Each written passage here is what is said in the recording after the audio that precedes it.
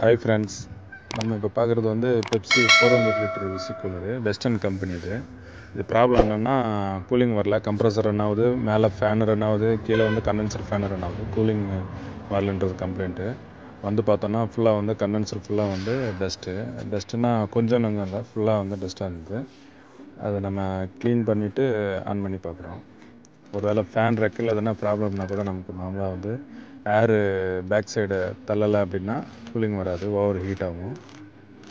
இது Irene கண்டென்சர்ன்றதுனால screw driver அங்கே வைக்கிறோம், இல்லைன்னா வந்து வைக்கக்கூடாது.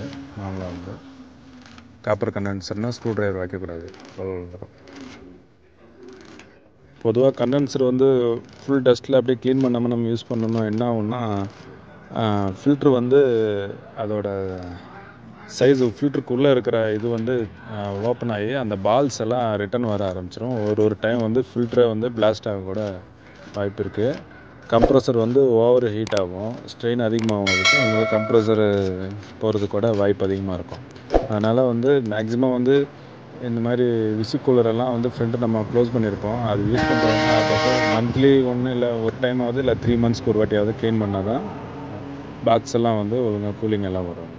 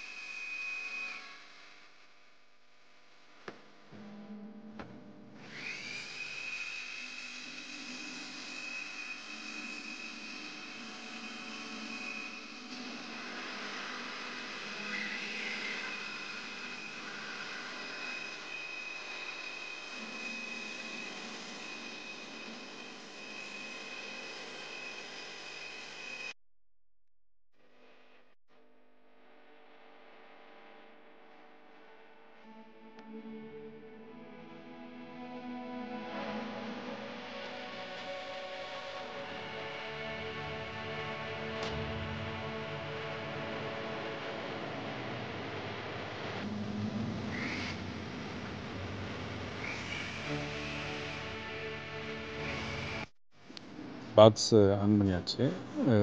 நம்ம கண்டென்சர் ஹீட்டு வந்து செக் பண்ணுறோம், ஃபில்டரோட ஹீட்டும் செக் பண்ணுறோம். கண்டென்சர் ஹீட்டை வந்து ஓகே, நார்மல் ஹீட்டு. ஃபில்டருக்கு வந்து ஹீட்டு வரக்கூடாது, வரல கூட. ஒரு வேளை நம்ம அங்கே டஸ்ட் க்ளீன் பண்ணலன்னா ஃபில்ட்ரு வந்து ஓவர் ஹீட் ஆகும் அந்த டைம்.